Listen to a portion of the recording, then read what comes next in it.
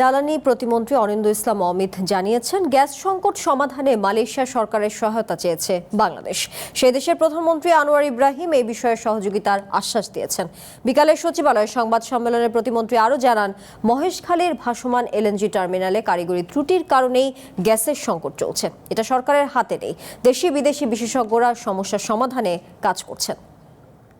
Malaysia থেকে আমরা LNG আমদানির সুযোগ নিয়ে আমরা কাজ করছি। আমরা গতকাল বলেছিলাম, মালয়েশিয়ান টিম কিন্তু এখনো এটা করছে এবং এটা তো একটা প্রক্রিয়ার ব্যাপার। এই প্রক্রিয়া কত দ্রুততম সময়ের মধ্যে আমরা সম্পন্ন করতে পারি, এছাড়াও বিকল্প কোনো পন্থা আছে কিনা যেখানে তাদের অভিজ্ঞতা দিয়ে তারা আমাদেরকে সহায়তা করতে পারে, তাদের পরামর্শ দিয়ে আমাদেরকে সহায়তা করতে পারে, কিংবা তাদের রিসোর্সেস আমাদের সাথে শেয়ার করতে পারে, সবকিছুই হতে পারে।